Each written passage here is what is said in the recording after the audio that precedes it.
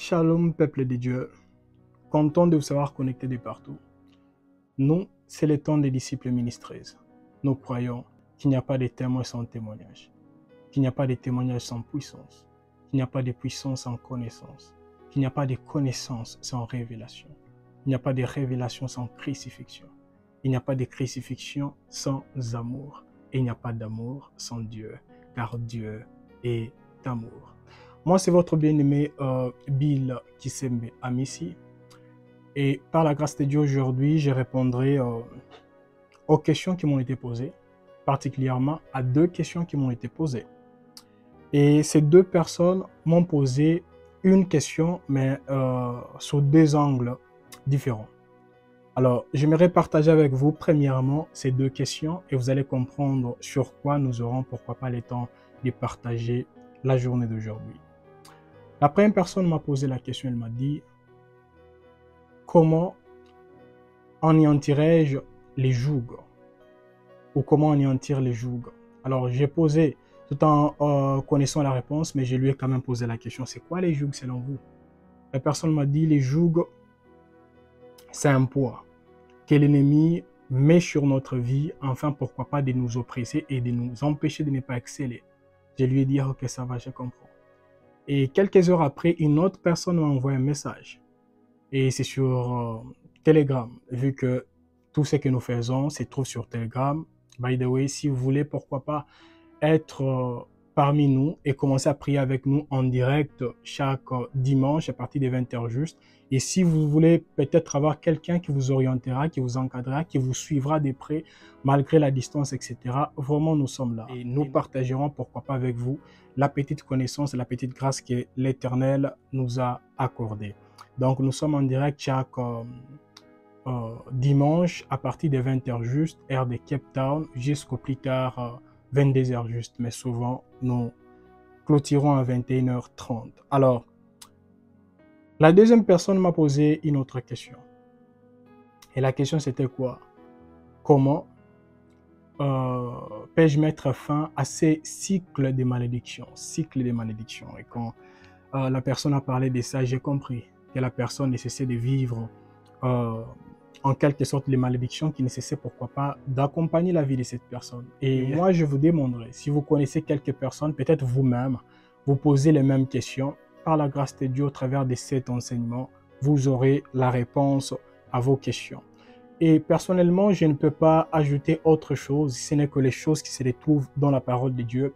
Parce que si vous posez les mêmes questions à un féticheur, il vous dira non, vous devez vous déshabiller, faire ceci et cela. Si vous posez la même question, je ne sais pas, à d'autres personnes, ils vous diront je ne sais pas quoi. Je respecte leur tradition, je respecte leur foi, mais moi, je me focaliserai uniquement sur la parole de Dieu. Que nous dit la parole sur la malédiction, pourquoi pas, comment l'anéantir. Et aujourd'hui, nous parlerons d'une et une seule chose qui nous aideront à anéantir la malédiction. Il y a d'autres personnes qui nous suivent à la maison qui peuvent dire « Moi, je sais, ça doit être la prière. » D'autres personnes disent « Ça doit être les jeûnes. » D'autres personnes disent « Ça doit être les offrandes, etc. » Tout ça, c'est bon, mais je ne parlerai pas de ça aujourd'hui. Aujourd'hui, nous parlerons d'une chose. Si vous donnez l'argent, si vous priez, si vous jeûnez, mais si vous ne pratiquez pas ce que nous aurons à partager aujourd'hui, ça sera vraiment un passe-temps. Et j'aimerais souligner quelque chose. Parce qu'il y a même d'autres personnes en suivant nos vidéos, ça peut être sur YouTube, sur Facebook, je ne sais pas où. Il y a d'autres personnes qui ont déjà commencé à nous critiquer, disons que c'est que nous enseignons, apparemment nous perdons les gens, etc. J'aimerais vous dire ceci. Nous travaillons, je dirais notre ministère se focalise sur les 4 formules qu'on a toujours eu le temps de partager. Et en parlant de ces 4 formules, c'est à vous à la maison. Et nous ici, nous méditons la parole, nous ouvrons la parole et nous allons comprendre maintenant, nous pratiquons quelle formule. Parlons d'abord de ces 4 formules. Pour ceux qui sont attachés à ces ministères, vous savez déjà de quelle formule j'aimerais parler là actuellement. Premièrement, c'est vérité plus mensonge égale corruption. Vérité plus mensonge égale corruption. Bien-aimés dans le Seigneur, quand nous regardons nos vies, quand nous regardons pourquoi pas le christianisme actuel, on peut directement comprendre qu'il y a premièrement la vérité. Deuxièmement, on a ajouté à la vérité les mensonges et là actuellement nous avons maintenant la corruption. Donc, les enfants de Dieu ne manifestent la même gloire, c'est parce que nous avions été corrompus. Des deux, c'est la vérité plus la réalité égale frustration. Ça veut dire qu'il y a d'autres personnes, vous savez que la Bible nous dit que vous devez être guéri. La Bible nous dit que vous devez vivre dans la protection totale, etc. Mais quand vous dormez, vous êtes attaqué même dans vos songes, etc. Maintenant, vous posez la question, c'est quoi les problèmes? C'est parce que vous combinez les deux choses. Il y a premièrement la vérité. Deuxièmement, vous ajoutez avec la réalité ce que vous voyez. Et ça ne peut que donner naissance à la frustration. Troisièmement, nous avons la vérité plus... la vérité plutôt moins révélation égale destruction. C'est la même chose qui s'est passé avec plusieurs personnes dans la Bible, même dans notre génération. Combien de personnes tuent d'autres personnes au nom de Dieu, mais n'ayant pas la révélation de qui est Dieu. Maintenant, là, nous avons la vérité moins révélation égale destruction. Ça détruit la vie de plusieurs personnes. Combien de personnes aujourd'hui pensent que chasser les démons, il faut seulement claquer les mains? Combien de personnes aujourd'hui pensent que pour que Dieu puisse nous entendre, il faut prier, avoir, je ne sais pas, des mal à sur votre gorge, etc. Combien de personnes aujourd'hui pensent que Dieu, pour qu'il nous réponde, vous devez dormir par terre afin qu'il nous entende? Tout ça, c'est quoi? Il y a la vérité, moins révélation. Ça ne peut que détruire la vie de plusieurs personnes. Et en dernier lieu, nous avons maintenant la vérité plus la révélation égale transformation. Et c'est ce que nous faisons par la grâce de Dieu. C'est ce que nous continuerons toujours à faire. La vérité plus révélation, qu'est-ce que Dieu veut nous dire par rapport à ça? Et par la grâce de Dieu, la vie de plusieurs personnes ou les vies de plusieurs personnes seront transformées. C'est ce qui manque vraiment dans plusieurs endroits. Et le problème, c'est quoi? Nous avons la vérité, mais il n'y a plus de révélation. Maintenant, les gens ne comprennent pas qu'est-ce qui se passe, parce que la vérité sans révélation, c'est comme un médicament.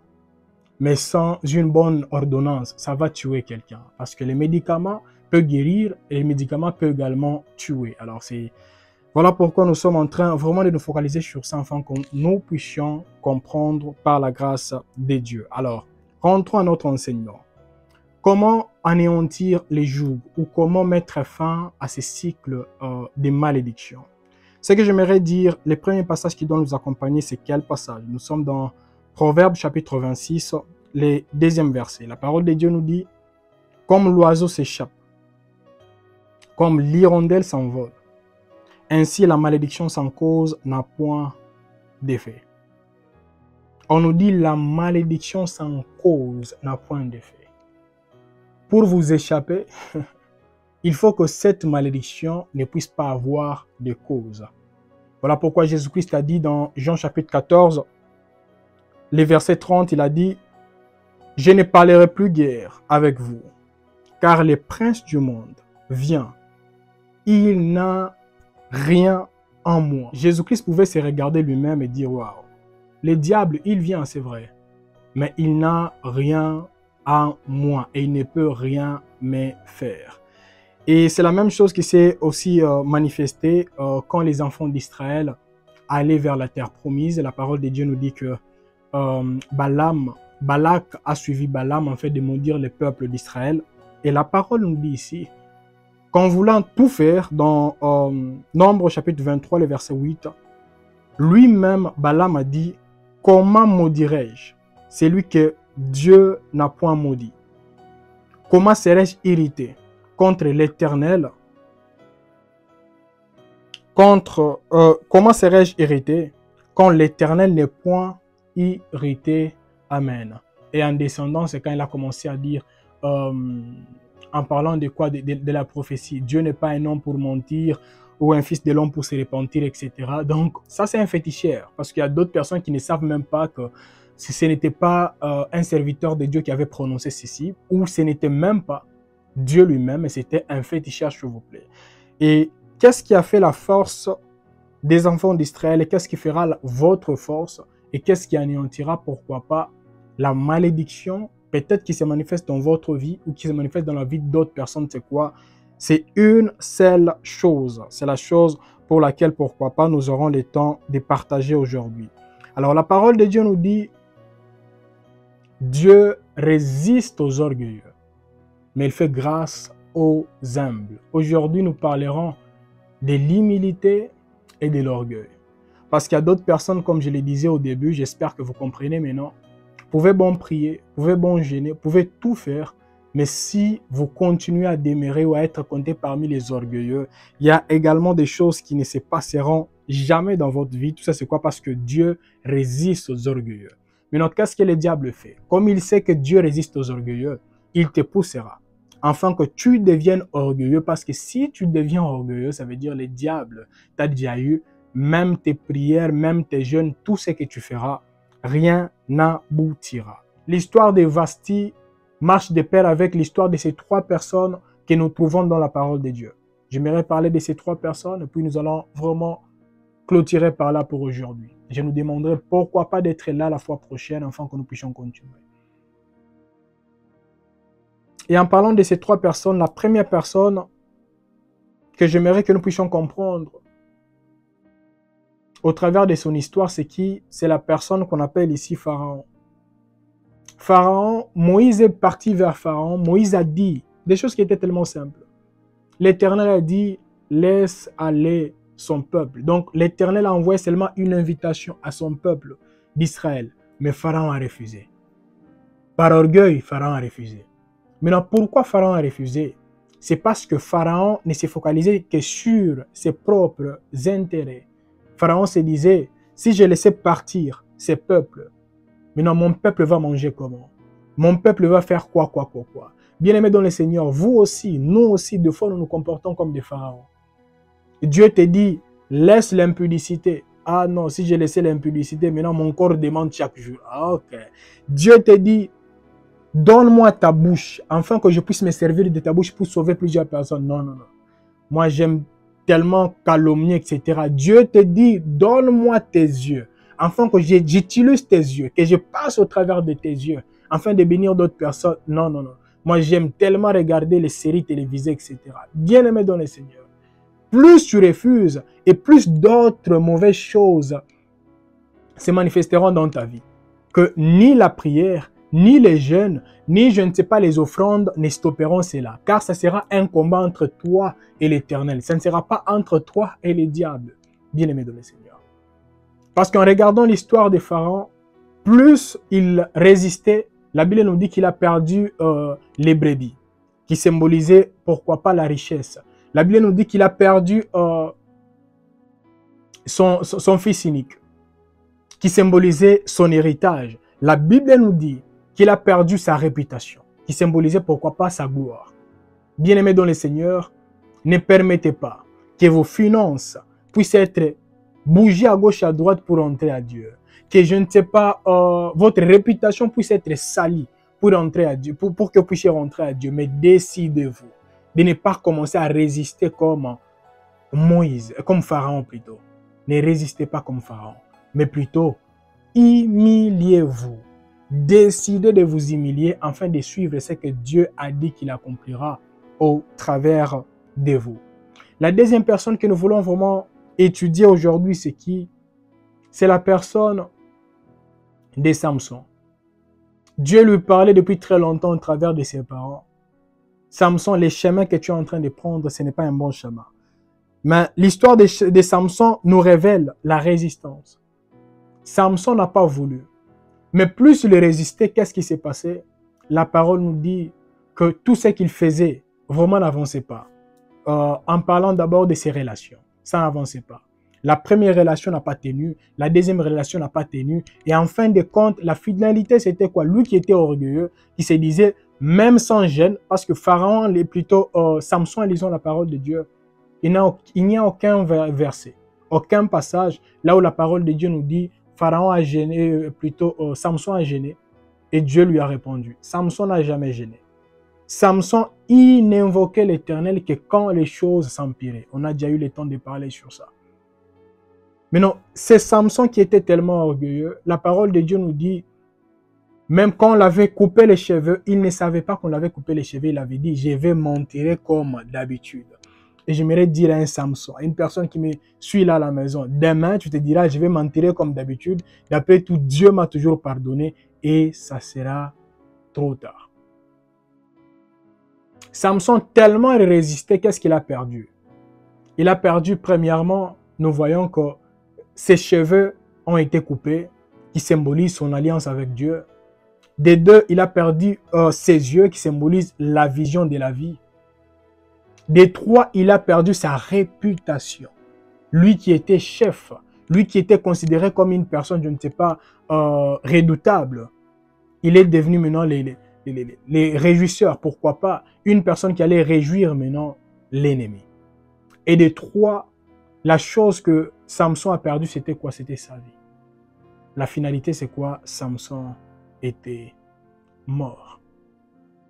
Bien-aimé dans le Seigneur, regardez très bien Samson. C'est après avoir perdu ses yeux que Samson était prêt à mourir pour le peuple d'Israël. Ignorant qu'il était né, c'est pour ça. Et j'aimerais dire aux hommes et aux femmes qui me suivent, c'est bon de prier, c'est bon de jeûner, c'est bon d'offrir, c'est bon de faire toutes ces choses. Mais si vous ne vous humiliez pas, ça serait un passe-temps. Il y a quelqu'un qui m'a appelé il n'y a pas longtemps, je pense il y a même 1 mois et demi ou 2 mois. La personne m'a appelé, la personne m'a dit qu'elle était tourmentée par les démons, etc. La personne pensait que moi, je ne sais pas si je lui dirais, nous devons jeûner, nous devons prier par rapport à ça, nous devons faire ceci et cela. Moi, je lui ai dit, pratique seulement les psaumes 91, le verset 1. Et nous avons lu avec la personne. Les psaumes 91, le verset 1 nous dit, c'est lui qui demeure sous l'abri du Très-Haut, repose à l'ombre du Tout-Puissant. Bien-aimés dans le Seigneur, combien de personnes veulent demeurer dans la présence de Dieu? Plusieurs personnes visitent la présence de Dieu, mais peu demeurent dans la présence de Dieu. Combien de personnes aujourd'hui disent, oh, je ne sais pas, je suis tourmenté par les démons, tourmenté par les démons. Est-ce que tu demeures dans la volonté de Dieu? C'est toi qui veux toujours regarder ce que la Bible nous interdit. C'est toi qui vas toujours là où la Bible ne veut pas que nous puissions aller. C'est toi qui entretiens toujours des relations secrètes et amoureuses, pourquoi pas, des relations sexuelles quand Dieu vous a déjà dit que ce n'est pas une bonne chose et Dieu est contre ça. Et la parole nous dit, Dieu résiste aux orgueilleux. Tu peux être là, tu peux avoir un titre à l'église, tu peux avoir je ne sais pas quoi, mais si tu es un orgueilleux en secret, bien aimé dans le Seigneur, il y a des choses qui ne changeront jamais et au grand jamais dans ta vie. Au grand jamais dans ta vie. Alors en lisant l'histoire de Vasti, nous comprenons que Vasti également, elle a perdu quoi? Premièrement, elle a perdu sa couronne. Deuxièmement, elle a perdu son amour envers son mari. Et troisièmement, elle a perdu sa réputation. Bien-aimés dans le Seigneur, la Bible nous dit, Jérémie chapitre 17, le verset 4, je continue à répéter ces passages dans cette série d'enseignements. La Bible nous dit, tu perdras ton héritage par ta propre faute. Bien-aimé dans le Seigneur, ne perds pas l'homme que Dieu t'a déjà envoyé à cause de ton erreur. Ne perds pas la femme que Dieu t'a envoyée à cause de ton erreur. Ne perds pas, pourquoi pas les relations. Ne perds pas l'intimité avec le Saint-Esprit à cause de ton erreur. Bien-aimé dans le Seigneur. Même en parlant de la prière, tu ne peux pas me dire que tu es une femme de prière, tu es un homme de prière, si tu n'es pas humble. Non, non. Même dans 2 Chroniques chapitre 7, le verset 14, la parole nous dit, si les peuples sur qui est invoqué mon nom, s'humilie, prie et cherche ma face, s'humilie. Donc l'humilité a précédé la prière. Quiconque s'élève sera abaissé et celui qui s'abaisse sera élevé. Amen. Bien-aimés dans le Seigneur, combien de personnes également font de telles sortes de prières? Seigneur, je te rends gloire et grâce car jusqu'à présent, je suis vierge, je n'ai encore jamais couché avec quelqu'un, je ne suis pas comme tel. Donc tu veux exalter ta virginité. Tu veux exalter ta virginité au lieu d'exalter d'abord la grâce de Dieu. La grâce de Dieu. Parce qu'il y a d'autres personnes qui ont perdu leur virginité. Ce n'est pas parce qu'ils ont voulu, mais plutôt parce qu'ils ont été violés. Maintenant, c'est important, bien-aimés dans le Seigneur, afin que nous puissions être humbles. Humbles, même dans la prière.